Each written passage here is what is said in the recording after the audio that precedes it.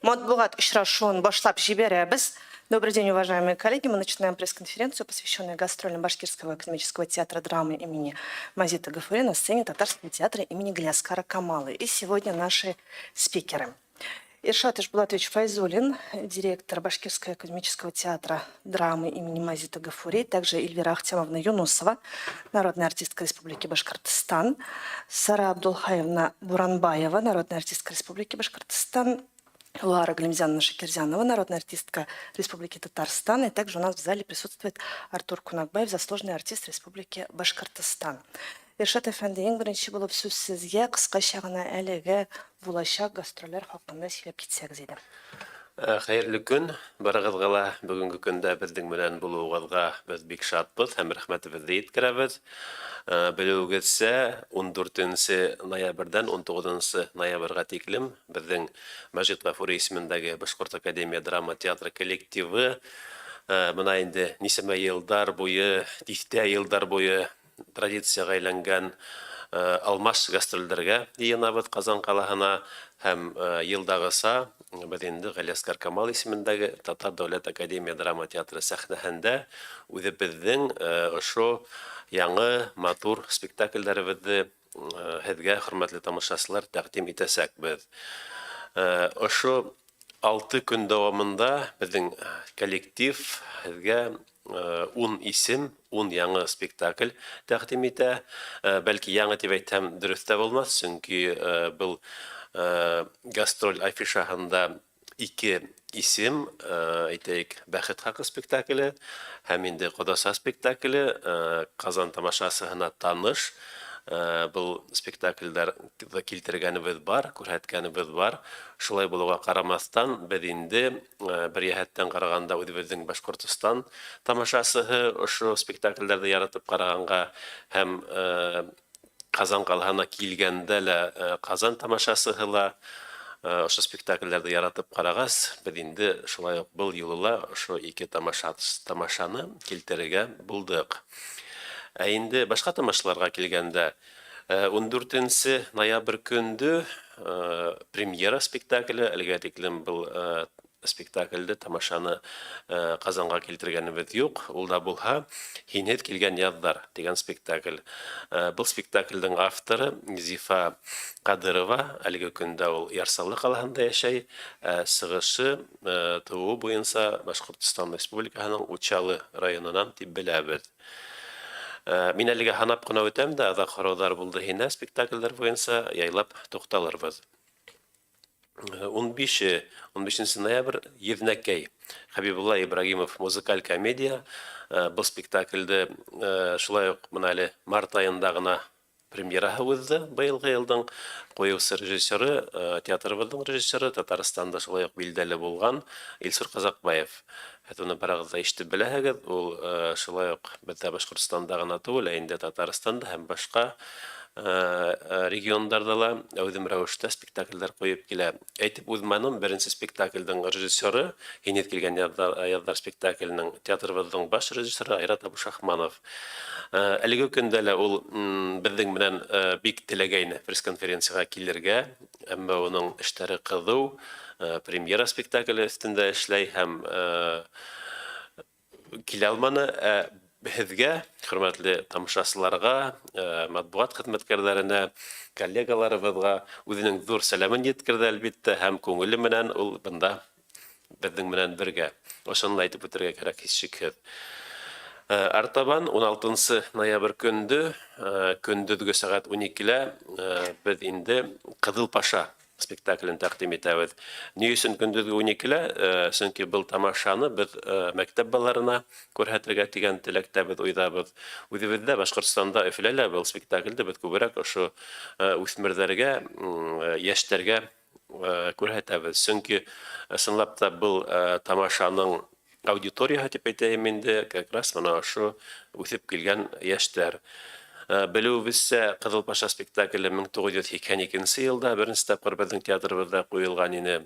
Ул спектакль 2004 елда телеверсия, телеспектакль булып чыкты һәм ошо телеспектакльде 20 гарәп иле һатып алды. Гомумән әйткәндә, был спектакль Кәрим Хакимовтың тормышы тураһында. Кәрим Хакимовтың кем икәнен без барыбыз да беләбез. Ул СССР-ның күренекле дипломаты, Урта Азияла консул, посол һәм күренекле безнең әйтеп үтүемсә дипломат. Яңы тамашала без инде әз генә үзгәрештәр керттек, бәлки күптер үзгәрештәр, сөнки ошо шәхестең бала сагын күрһәтергә тырыштык. Ул инде нисегрәк итеп менә шундай дур ил кимәлендәге дипломат дәверенә үсеп иткәнен күрһәтергә тырыштык һәм күбрәк был әйтеп үткәнемсә мәктәп балаларына ниндәйдер кимәлдә уку пособие әйтеп тә алырга мөмкин был спектакльдә. 16 ноябрь кис көнендә Әсмә спектаклен тәкъдим итәбез. Ризаэддин Фәхретдинов әсәре буенча куелган Шәүрә Шакурова инсценировкаһындагы был спектакль. Зиннур Сулейманов режиссеры. Ризаэддин Фәхретдиновтың кем икәнен без барыбыз да беләбез. Һәм инде ошо шәхестең әсәре безнең театрыбызда сәхнә әсәре буларак булһа, бик тә һәйбәт булыр дигән фикердә инебез. Ниһаять, был безнең теләгебез тормышка ашып, ошо спектакль сәхнәләштерелде. Бик матур гына тамаша килеп сыкты миңа калһа. Һәм инде унда тел, сәхнә теле икенче төрлерәк барыбыз да беләбез. Ризаэддин Фәхретдиновтың теле элекке башкорт татар теле ул икенче төрлерәк. Без махсус рәвештә шул һүзләрне калдырдык. Кайбер һүзләрне бу спектакльдә алар аңлаешлы һүзләр. Адагарак минең коллегаларым кушылыр. Мин әле һанап кына әйтәм барыһында. 17 ноябрь көндө без тамашасыга Килен спектаклен тәкъдим итәбез. Был инде безнең менә әлегә генә бешкән премьерабыз. 4 октябрь көндө без ошо спектакль менән 104 иҗат мизгелен асып ибәрдек. Уның авторы ла яшь кенә. Ысынлап та был фикер баягыла яңгырагайны. Без әлегә тиклем чыгыш яһанык Сарабдул Хайрна белән. Театрыбызның баш режиссеры Айрат Абушахманов яшь драматургларга, яшь язучыларга, уларны үстерүгә, булдыруга мөмкинчелек бирә һәм шул яктан карай. Менә был әсәрнең авторы Заһида Мусина, уга инде яңлышмаһам 25 кенә яшь әлеге көндә. Куюсы режиссеры Фергат Гарипов, шулай ук үзебезнең театрыбызның режиссеры. Уның һүзләренә буенча, ул инде был әсәрне ниндәйдер журналдың бәйләнештә ВКонтакте дип йөртәбез бит инде укыганда, онда кисәкләп кенә биргәннәр инде был әсәрне. Шул укыган кисәге уга охшаган һәм инде ул авторды эзләп табып, ошо хикәяне, повестьте полностью тулыһынча уку бәхетенә ирешеп, һәм уны как-то вот күңелен яулап алганда, ярты еллап, бәлки күбрәктер әзерләнделәр. Әлбиттә, проза теле ул драма теле түгел, һәм инде без шулай ук Зөһрә Буракаева ярдәмен һоранык. Уның инсценировкаһы менән ошо спектакль сәхнәгә сыкты. 12 бәхет хакы спектакле. Бу спектакльдә барыгыз да беләһегез. Безнең Академ театрының соңгы еллардагы классикаһына әйләнде дип әйтһәм, һич тә яңлышмаҫмын. Унда инде безнең данлыклы Фидан Сафич Гафаров уйнай, быға тиклем уйнап килде Нурия Исхаковна Ирсаева. Әлеге көндә генә үзгәрештәр бар безнең бу спектакльдә. Шулай булуга карамастан, республикабызда әлеге көндә лә гөрләп бара был тамаша. Әйткәндәй, май айында Мәскәү калаһында гастрольләрбез узгайны. Шулай ук ошо бәхет хакы спектаклен һәм инде һин килгән яздар спектаклен Мәскәү калаһына ла тәкъдим иттек. Миндәй спектакльгә менән ябырга дигән һорау торганда, әлбиттә без Кодаса спектакленә туктанык. Баязит Бикбай әсәре буенча куелган, Заһир Исмәгыйлов музыкаһы менән яньләндергән, ошо шундай музыкаль яктан бай, бөтен актердарыбыз катнашкан күңелле, дәртле спектакль менән Казан калаһында гастрольләребезне япһак, һич тә яңлышмаҫбыҙ дип уйланыҡ һәм ул ысынлап та шулай булыр, Алла бойорһа. Әйтеп үтеүемсә, күңелле, дәртле, бейеүгә, моңға бай беҙҙең был тамашабыҙ. Был булды инде ҙур сәхнәләге спектакльдәребеҙ. Шулай уҡ бәләкәй сәхнәне лә беҙ Камал театрында сығыш яһайбыҙ. 15-е «Эҙләнем, бәғерем, һине» спектакле. Туфан Миннуллин. Әлбиттә, Татарстанда, Казанда Туфан Миннуллиндың кем икәнен әйтеп торорға ла кәрәкмәй. Барыбыҙ ҙа беләбеҙ һәм беҙҙең репертуарыбыҙҙа ошо спектакль булғас, беҙ һис шикһеҙ уны килтерергә тигән уйҙа булдыҡ. Бер яҡтан, икенсенән, нисектер быға тиклем яңлышмаһаҡ килтермәнек тә тигән фекерҙәбеҙ. Бына коллегаларыбыҙ яңлыш әйтһәм төҙәтерҙәр. 18-нсе йылда был премьераһы булған ине был спектакльдең, шулай уҡ беҙҙең бәләкәй залда сыҡты. Һәм инде бына был юлы, был гастрольдә беҙ шулай уҡ килтереп күрһәтергә булдыҡ. Әгәр ҙә инде минең хәтеремдә юҡ. Әгәр ҙә инде килтереп күрһәткән булһаҡ, тағы ла күрһәтәк, ул бик матур тамаша. Мин уйлайым, Казан тамашасыһы, Татарстан тамашасыһы ғөмүмән был спектакльде шулай уҡ яратып ҡарар, ҡабул итер тиеп. Шулай уҡ 18-19 ноябрь көндәре 7 быуын һаҡлаусылар, 7 быуын йәштәр тигән 2 премьера постановкаһы тәҡдим итәбеҙ. Был спектакльдәрҙең жанры вербатим. 22-нче йылдың август айында беҙҙең бер төркөм актерҙарыбыҙ Башҡортостан Республикаһының Йылайыр районына сығып, экспедиция ойошторғандар ине. 10 көн самаһы дауам итте был экспедиция. Уларҙың ундағы мәсьәләһе нимәлә ине? Урындағы халыҡ менән һөйләшеп, уларҙың әлеге көндәге йәшәйешен өйрәнеп, ниндәй хәл-торош икәнен өйрәнеп, интервьюлар алып ҡайттылар ҙа, һәм инде ошо интервьюларҙы яңлышмаһам, Артур яныбыҙҙа 3-4 аймы һеҙ эшләнегеҙ. Микрофоныңды включайтһаң, Микрофонға. баҫһаң. Был вербатим яңа әйбер бит инде беҙҙең өсөн. Ул теге беҙгә Рима Талгатовна, беҙҙең режиссер, ҡуйған, шунда уҡ әйтеп ҡуйҙы, был пародия түгел, буталмағыҙ тиеп. Һәм беҙ шул нигә кешеләрҙең хәленә кереп инде шул шайтып ролдәрҙе сығарҙык. Бик матур 2 тамаша килеп сыҡты. Бәләкәй залда сығарҙыҡ беҙ уны. Тамашасы шулай уҡ бик яратып килә, билеттар ҡалмай был спектакльдәргә. Беренсеһе уның ололар, урындағы халыҡ тураһында булһа, икенсеһе инде Өфөләге башҡорттарҙың әлеге көндәге башҡорт теленә ҡарашы, ғөмүмән хәл-торошҡа ҡараш, шундайыраҡ йәшәйеш мәсьәләләре күтәрелә тип әйтер инем был тамашаларҙа. Оҙағыраҡ һөйләп ташланым буғай. Ләкин бик соло килеп сыҡты Иршат әфәнде, бик зур рәхмәт сезгә. Лора апа, сүз сезгә. Ике театрның күп йыллыҡ дуҫлығы хаҡында. Камал театры соңғы мәртәбә ҡайшан булды? Башҡортостанда яңадан ҡайшан жыйынасыз? Хәйерле көн баршабыҙға, барығыҙға да.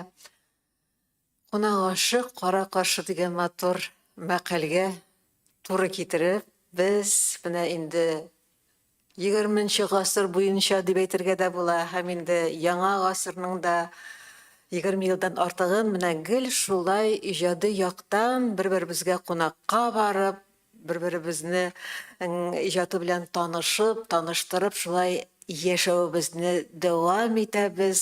Һәм бу театр донъясы, 2 театрның бер-берсендә булыуы, ул менә 2 туғандаш халыҡ арасындағы иң ышаныслы, иң кирәкле күпер дияр идем мин.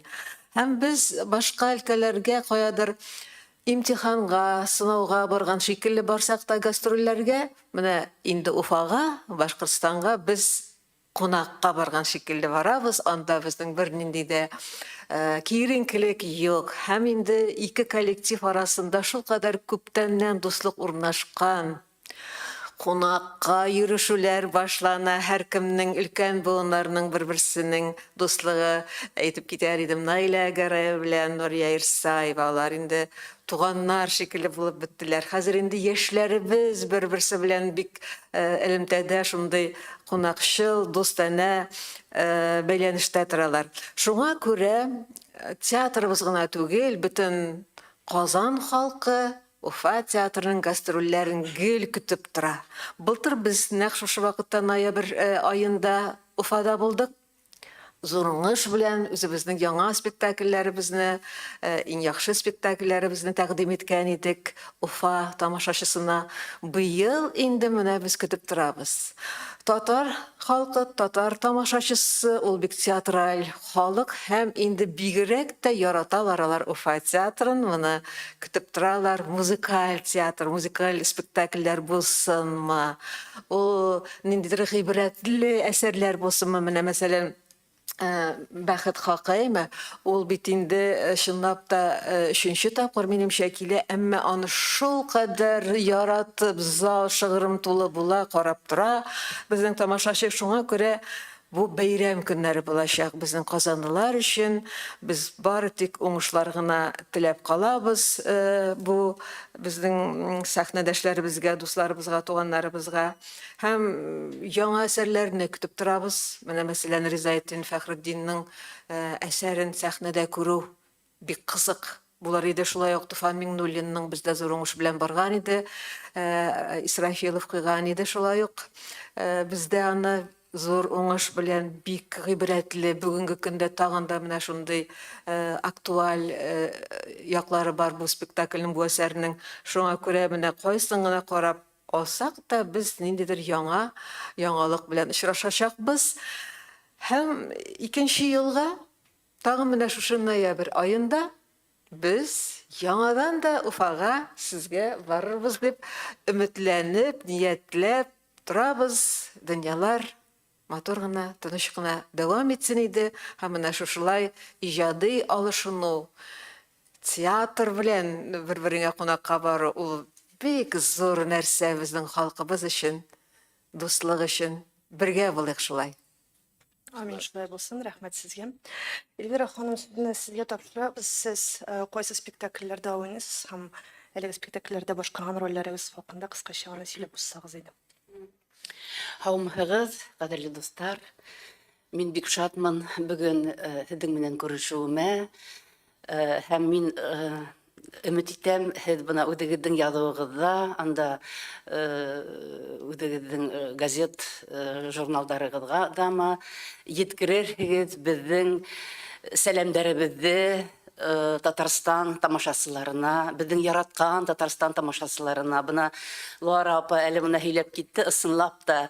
Бына ике Маҗит Гафури һәм Камал театрының араһындагы дуслык, ул бер гасыр буена барды. Бына 20нче буат буенса, хәзер уже 21нче буатка бастык. И ысынлап та шулай, бына без буындар менән дуслашабыз. Бына театрның, ике театрның һәр бер буыны үзләренең дустарын табып, һәм шул дуслык бына гомерлеккә худыла.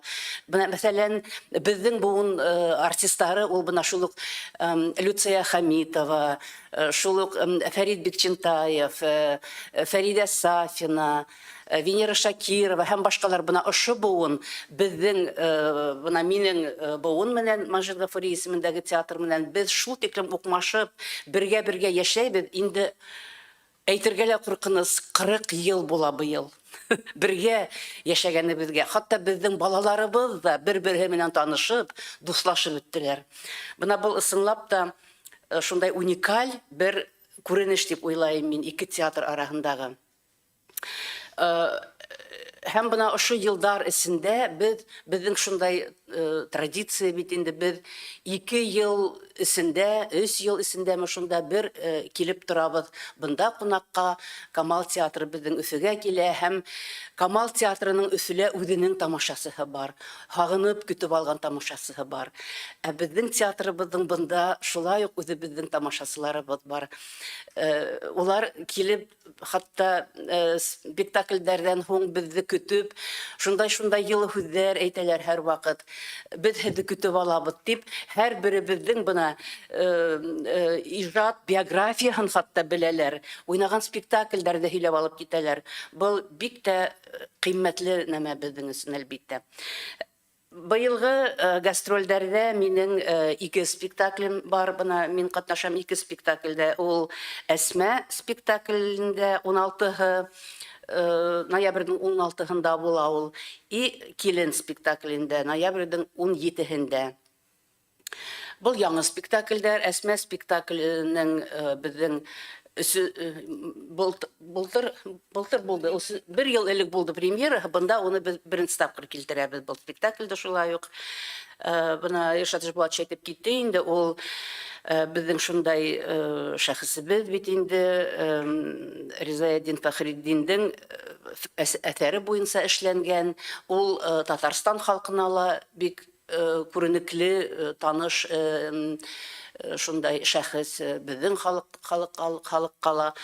Бына шундай матур, ысынлап та тарихи спектакль килеп сыкты. Шуның өчен мин ошо спектакль, мин ул спектакльдә бер образды шунда ошо безнең Әсмә ул главная героиня дип әйтәйек бына ошо спектакльнең әлбиттә. Һәм бына шул Әсмәнең язмышында төрле рольдәр уйнаган персонажларның береһен мин башкарам инде. Килегез, карагыз. Икенче спектакль ул Килен спектакле. Был безнең бына әйтеп үттеләр инде, яшь драматургыбыз, яшь язучы Заһидә Мусина дигән кызыкай язган ошо әсәрде һәм уны инсценировканы эшләп безнең Фиргат Гарипов, безнең яшь режиссерыбыз куйды сәхнәгә. 4 октябрьдә без уны бына премьераны уйнанык һәм 3 ноябрьдә үзебездә уйнайбыз да 3 тапкыр уже бында Камал театрында уйнаясакбыз, Алла боерһа. Был бик кызыклы, шундай бик тәрән теманы аса бул спектакль. Ул русча әйткәндә тема домашнего насилия. Бына был бик хәзер бик күп ул турында һөйләйдәр бит инде, прессаларда һөйләйдәр, передачаларда була бит инде. Һәм ул ысынлап та ул бына күренеш бар безнең тормышыбызда. Бына шул турында был спектакль. Кешенең шул ук мөхәббәт турында, язмыш турында, бына кешегә язмыш нисә әйтергә, бына шундай мөмкинчелектәр бирә кешегә, һәм ул шул мөмкинчелектәрнең береһен генә хайлап ала бит инде. Һәм шул хайлаган юлы нәмәгә килтерә уны, ниндәй мөнәсәбәтләргә килтерә. Бында шул гаилә мөнәсәбәтләре асыла, ир менән катын араһындагы мөнәсәбәт, кайна менән килен араһындагы мөнәсәбәт. Мин ошо спектакльдә кайнаны уйнайм. Ул әлбиттә әзрәк кенә шул кире образ, тамашасыларның фикеренә караганда бит инде кире образ. Хатта безнең премьера көндә залдан кычкырусы кешеләр дә булды тамашасылар араһыннан. Миңа карата, минең героинимә карата шундай фикердәр булды. Ну бул тормыш. Тормышта шундай, мин үзем бу роль на сопротивление диләр бит инде. Ошо роль миңа бик кыйын бирелде башта. Мин күп эзләндем. Мин хатта повестьте укыгандан һуң мин ышанмай тордым, шулай була икән бу тормышта дип. Мен әйтәм, улай булырга мөмкин түгел. Ну булмай улай. Мен әйтәм, бу язучы бигрәк килештереп язган дип. Бакһаң, ул кызыкай, бына шул Заһидә Мусина үзенең әсәһенең язмышын язган икән. Бына ошонда, ошо повестьта һәм беҙҙең спектаклдә уның әсәһенең яҙмышы. Ну, ул әлбиттә художественный яҡтан яҙған, но фабулаһында әсәһенең яҙмышы. Һәм ул булған хәлдәр. Беҙҙең Әсмәне уйнаған беҙҙең йәш, бик талантлы актрисабыҙ Лилия Галина шул прототип менән йәй көнө хатта уға барып, ул иҫән, йәшәп ята ул ҡатын, икенсе ғаилә менән, уның хәҙер бөтәһе лә тормошы әйбәт бара. Барып һөйләшкән, хатта уның менән һорауҙар биргән. Һәм шул ҡатын, бына шу прототип, ысынлап та шулай итеп һөйләп биргән. Хатта ҡурҡынысыраҡ әйберҙәр ҙә булды.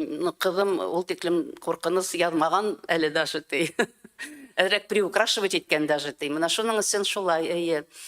Мына шундай бик фәһемле спектакль тип уйлайым. Кешеләр уны күрергә тейеш, ҡарарға тейеш һәм фекер тупларға тейеш. Бына ошо тормош, беҙҙең тормош хаҡында һәм бына ошо спектакль менән күтәргән проблемалар хаҡында әлбиттә. Бына шулай. Рахмәт сезгә. Бик шундай эчтәлекле итеп сөйләгән Зөлфия ханым. Асра Абдулхаевна, сез ҡайсы спектакльләрдә уйнайсыз һәм алар хаҡында да шулай инде премьералар ваҡытында ҡышҡырыштар булдымы, ҡышҡырсалар нәрсә дип? Мин ыңғай образдарҙы уйнайым тигән был. Йырлы моңло. Иң беренсе нәүбәттә әйтәм килә. Беҙ Ҡазанға кисә килдек.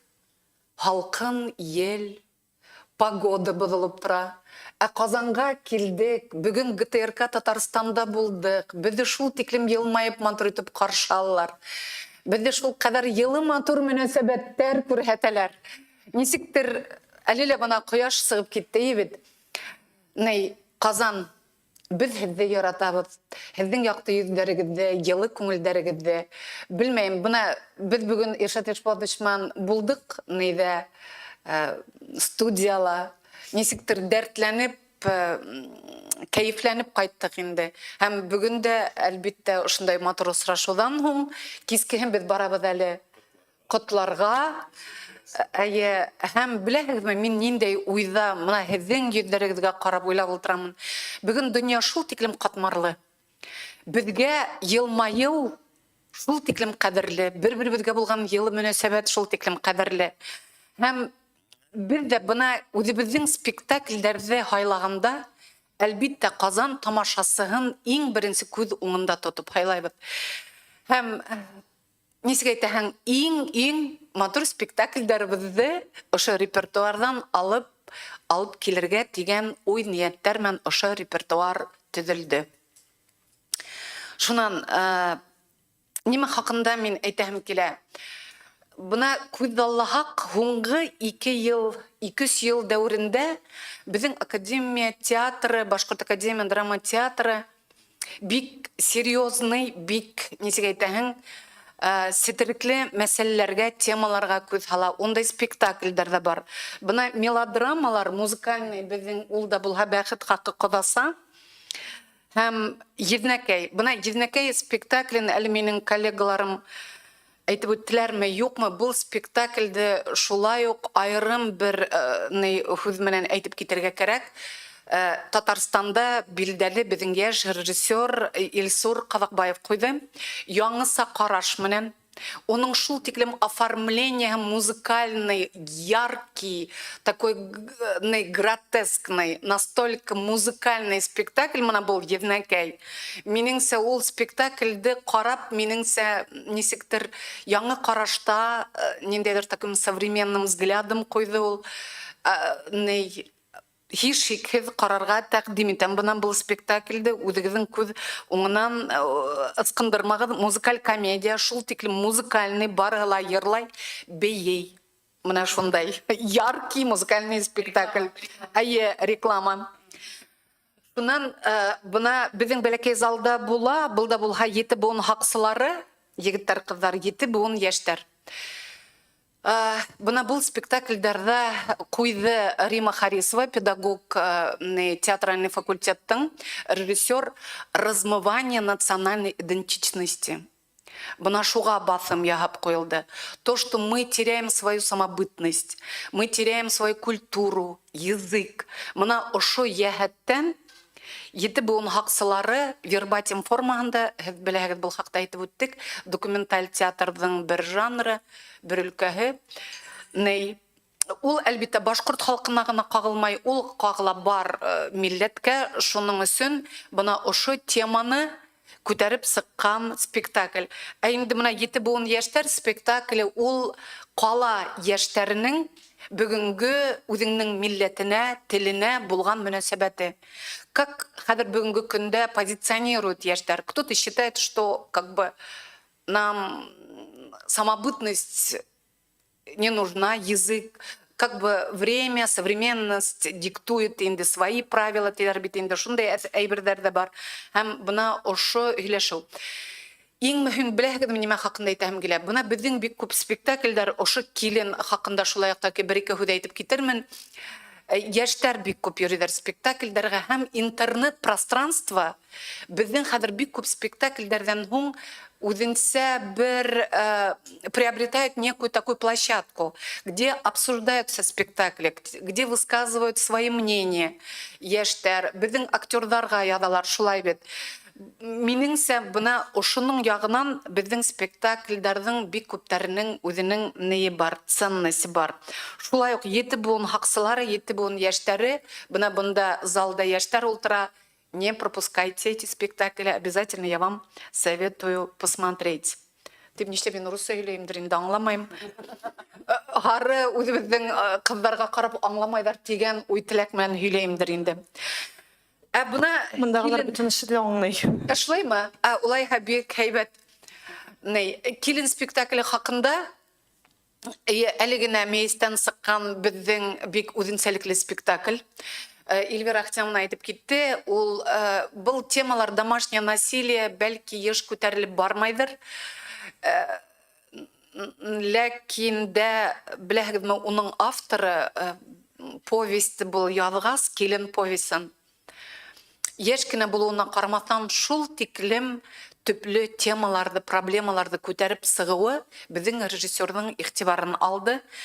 Һәм беҙ ҙә уҡығас, әлбиттә, тамашасыларға тәҡдим итергә булдык бына был темаларҙы. Ҡәйнә менән килен мөнәсәбәтен, әсәй менән ҡыҙ баланың һәм ғаилә мөнәсәбәтен. Һәм был премьеранан һуң шулай уҡ интернет пространство бик күп яҙыуҙар, төрлө фекерҙәр булды. Кешене битараф ҡалдырманы беҙҙең тамашасыларҙы. Һәм Ҡазан тамашасыларын да әлбиттә ҡарап, был спектаклгә үҙ фекерҙәрен әйтергә тип мин тәҡдим итәм. Һәм тағы ла ошо йәһәттән мин нимә әйтәһем килә? Беҙ әлбиттә бына спектаклдәрҙән һуң коллегалар килә, үҙ фекерҙәрен әйтә. Беҙ Ҡазан тамашасыһының да фекерҙәрен ҡайтып киткәсме, ҡарағас спектаклдәрҙе мөрәжәғәт итәбеҙ, яҙһындар ине. Үҙ фекерҙәрен спектаклдәр хаҡында актив рәүештә яҙһындар ине. Беҙҙең сайтҡа кереп яҙһындар ине. Ошондай минеңсә асыҡ һөйләшеүҙәр булһа спектаклдән һуң беҙҙең өсөн бик тә булыр ине, кеүек файҙалы булыр ине. Рәхмәт сезгә, хөрмәтле коллегалар, сезнең сорауларға күшик. Бик тәфсилле итеп сөйләделәр. Ҡунаҡлар алайҙа. Рүзилә апа. Рүзилә Мөхәммәтова, Татар-Информ. Бу башҡа кешеләр тамашачы ҡызыҡ булған Фидан Ғафаров белән Нурия Ирсаева бар бит инде. Алар бәхет хаҡынан тыш тағын берәр спектакльдә уйнаймы, әллә аларны күрү өсөн барыр, тик бәхет хаҡына ғына килергә кирәкме? Ысынлап та мына Фидан Сафич менән Нурия Ирсаеваны тип әйтәйем инде. Ҡазанға килтереүебеҙҙең сәбәбе лә бер яҡтан ҡараһаң шул. Уларҙы әлеге ошо йәштәре ҙур бит инде, йәшәргә түгел, килтереп күрһәтергә тигән теләк ул һәр ваҡыт беҙҙең бар. Бер яҡтан, икенсе яҡтан матур тамашасыға үткән спектакль. Тормош алға бара, ҡыҙғанысҡа ҡаршы был юлы Нурия Исхаковна килә алмаясаҡ был спектакль менән. Әлеге көндә ул иҫән һау сәләмәт театрыбыҙҙың актрисаһы, шулай уҡ беҙҙең штатта тора. Әммә гастролдәр ауырыраҡҡа тора килә берҙән, икенсенән һаулыҡ яғынан да ҡарап, уның ролен Сара Абдулхаевна башкарасак бәхет хакы спектаклендә. Мин бик нисек әйтәһегез, сәхнәгә куркып кына сыгырмын микән дип уйлайм инде Казанда, чөнки легендар дуэт Фидан Нурия ул нисәмә елдар буе тамашасы яратып караган, уларны көтеп алган йырлы моңлы дуэт, романтик дуэт ике һәм бына шулай мин сыгам Нурия апай ролендә. Лайыклы алмаш дип өметләнәбез. Шулай ук үз фикерләрегезне әйтергез көтеп калабыз. Әлбәттә. Синбикә журналы, Шулпан Гөләхмәтова. Сезнең безгә алып килгән спектакльләр арасында 3 мелодрама тора. Сорасы килгән соравым, сез мелодрамаларга акцент ясыйсызмы репертуарларында? Гомумән репертуарыгыз турында сөйләсәгез инде, яки сездә шул фестивальный спектакльләр дип күп куясызмы, әллә инде менә шулай мелодрамаларга күбрәк экспертизмы? Һәм беренче соравым, икенче соравым, Гөлбустан һаман барамы сезнең театрда? Рәхмәт. Сынап та үзегезнең һорауыгызга үзегез җавап та биреп куйдыгыз. Гөлбустан спектакле безнең бар бит инде. Менә монда гына карасак та Әсмә, Кызыл Паша спектакльләре бар. Юк, әлбәттә безнең театрыбыз мелодрамага гына карамай, мелодрама менән генә репертуар төземәй. Театрыбызның баш режиссеры Айрат Абушахманов төрле яклы булган афиша төзергә тырыша. Әлеге көндә ул Бөйрәкәй спектакле өстендә эшләй. Был инде Таңсулпан Гарипов әсәре буенча куела зур роман, дилогия дип йөртәбез. Был әсәрде ул үзенең уенда башында 3 ел, без белгәндән генә 3 ел йөртә. Куям тиеп, һәм менә ниһаять быелгы елда декабрь аенда был әсәр сәхнәләштереләсәк, әлбәттә был мелодрама түгел. Уның икенче ягы бар, тамашасы мелодрама ярата. Шуның өчен хәзерге мәлдә бигрәк тә театрга килеп матур мелодрама карап кайтсалар, без дә уйлайбыз, һич тә хилафлык юктыр бу яктан дип. Мин дә бер-ике һүз әйтәм, мөмкинчелек булса. Ысынлап та буны дөрес әйттегез. Мелодрама ул бит безнең татар-башкорт халкының иң яраткан жанры, иң беренче. Шуның өчен мелодраманы буны мин үзем дә яратам, мәсәлән. Онда уйнарга ла яратам. Һәм ул бик матур жанр. Ул бит мелодрама, ул бит тәрән фикерле була бит инде. Ул просто мелодрама ради мелодрама өсөн генә түгел бит ул. Онда шул ук проблемалар күтәрелә, шул ук тәрән әйтүемсә фикерләр туплана шул нидә. Һәм төрле геройларның бәрелештәре бит инде драматичный, шуның өчен мелодрама ул. Вот. Но хиппи-энд менән бетә бит инде в основном, шуның өчен тоже вот мелодическая драма, мелодрама бит инде. Но буна ысынлап та безнең Камал театрында ла бик күп ул буна әһәмият бирелә, именно буна ошо жанры. Һәм ул бик әйбәт дип уйлайм, ул булды һәм буласак безнең репертуарда әлбәттә. Но безнең төрле жанрлар бар. Трагедияга, от трагедии до комедии дигән кебек бит инде. Буна күптән түгел, буна тыгалагына безнең театрыбыз, буна Иршат Ишбулатовичтың руководство һәменән бит инде безнең делегациябыз, творческая делегация безнең Венгриягә, Будапештка барып кайттылар. Всемирная олимпиада бит, театральная олимпиадала катнаштылар. Онда безнең Рәсәйде улар представляли безнең театрыбыз. Һәм онда улар Джуд спектаклен уйнанылар. Ул инде драманың драмаһы, трагедия практически. Ну, бәлки бында уйнанылды шикелле ул бит Джуд. Ул Жас Жанайдаров дигән яшь казах драматургы беләһегез бит инде. Шуның әсәре буенча куелды был спектакль. Вот шундай спектакльдер бар. Бына Гөлбостан, бына үдегеде әйтеп киттегез, шундай спектакльдер бар безнең репертуарда. Кара йөҙҙәр спектакле, һәм төрле бына комедиялар, безнең халык комедияны ла ярата бит инде. Бына творческий нәмәкәйле портфель дип әйтәбез бит инде.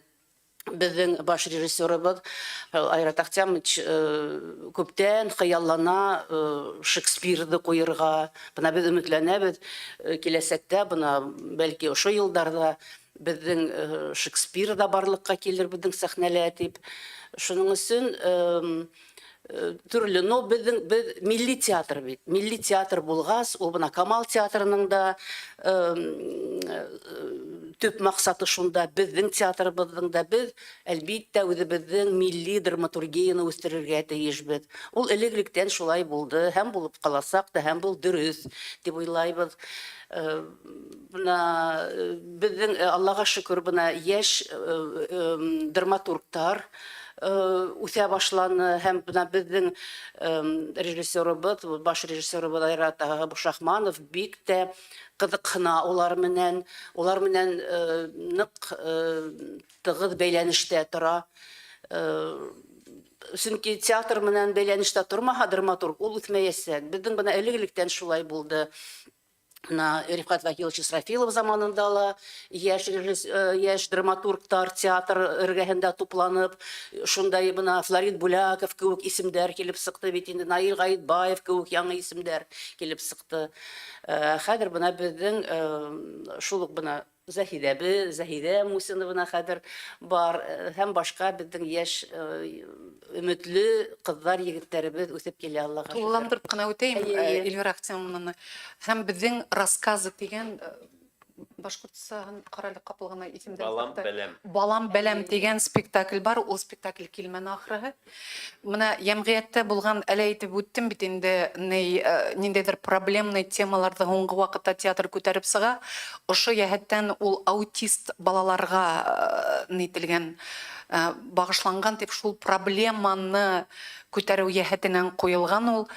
Әгәр нисек әйтәһең, ямгыятьтә бар икән ниндәйдер авыр мәлдәр, авыр хәлдәр, нисектер без күз йомып бикләнеп калмаек, эргәбездә яшәгән ошо проблемаларны күреп, аңлап белү ул безнең бурысыбыз дигән ошо яһәттән бу спектакль шул ук бик резонансный булды, ул бик күп әле бүгенге көндә лә бара бу спектакль.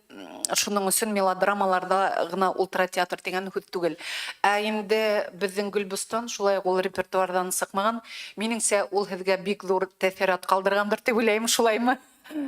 Һәм әлбиттә бүгенге көндә халык ягыннан шул ук Олег Ханов репертуарда уйный алмай, шул яһәттән әлегә уйналынмай тора. Булай әлбиттә бар репертуарда. Мин дә әдгән өстәп үтәйем, менә был репертуар афишаһына минең исемдә Цунами, внутри меня Цунами дигән исем кермәгән. Без инде был спектакльдә килтереп, бәлки мәктәп буйлап, менә бүген булган инде Залесный мәдәният йортында шунда алып бар күрһәтербез дигән уебыз бар. Был әсәрнең үзенчәлеге нимәлә? Безнең республикала Драм Квадратик дигән оешма дип әйтеп булмый инде. Милли Центр национальной драматургии и литературы эшләйне. Шуларның Драм Квадратик дигән әйбере булды. Ошо Драм Квадратик эсендә 9 әсәр булды, һәм инде без шуларның иңеңдәрен өсәвен генә хайлап алып, үзебезнең репертуарга кертдек. Ул әсәрдә Иршат Ишбулатович әйт, яда балалар, үсмерләр. Үзенчәлеге менә уның шунда пьесаларның тибетлегендә авторлары мәктәп укучылары ине. Менә үзенчәлеге иң тәмлеһе уның шунда мәктәптә укыган балалар язган әсәр буенча безнең театрыбыз шу спектакль дип әйтәйем сәхнәләштерде. Монда өс төрле тарих, өс тарих бер-беренә бәйле түгелдер, әмма шул сәгать дәвамында бара. Шулай ук тәрбияви мәсьәлә күтәрелә монда. Яшерен батырны юк, барыбыз да беләбез, мәктәптәрдә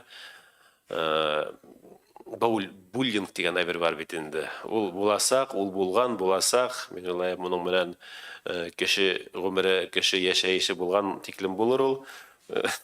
Бәлки яңлышсам кыланыр инем.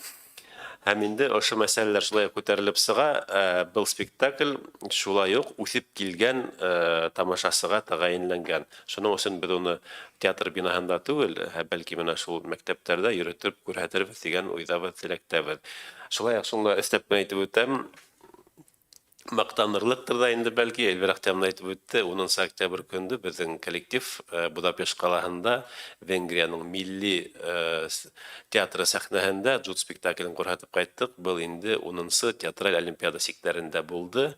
Әйткәндәй, Рәсәй Федерацияһынан бер генә театр катнашты, ул да булһа безнең театр булды инде. Ниндәйдер кимәлдә уй бар ине, гомумән килеп сыгамы безнең был проект дигән шик-шөбһә бар ине, әмма барыһы ла без уйлаганса булды, ыңгай булды. Безне матур итеп кабул иттеләр. Венгер дусларыбыз әйтеп үткәнемсә, Венгрияның баш театры, милли театры сәхнәһендә сыгыш яһанык. Кул саптылар. Шулай ук спектакльдән һуң ошолай матбугат конференцияһы булды, тамашачылар менән аралаштык. Унда бар инде бер төркем Казакстан яшьтәре, һәм улар шулай ук ошо хәл Казакстанда хәл күрәтләнә бит инде. Улар шулай ук ошо хәл ысынбарлыкта булган һәм безнең спектакльдә күрһәтелгән цифрлардан да күбрәк цифрларда әйтеп үттеләр. Гомумән әйткәндә, Венгрия, венгер тамашасыһы, венгерлар бик матур кабул итте безнең бу спектакльбезне. Рәхмәт. Исегезгә төшә, без ноябрьнең 14-ннән 19-на хәтле Мәҗит Гафури исемендәге Башкорт дәүләт академия драма театрының гастрольләре була. Шуңа күрә коллегалар без сезнең белән анда күрешербез дигән өметтә калабыз. Безнең вакыт чыкты, шуңа күрә без матбугат очрашуын төгәлләйбез. Спикерларга һәм киләсе артистларга барыгызга да уңышлар. Казан сәхнәсендә күрешкәнчә кадәр. Рәхмәт. Көтеп калабыз спектакльләребезгә. Мин Артур һин безнең якка кил дә, ошында общыгына фотога төшәйгә, ким булһа. Безне төшерәләр,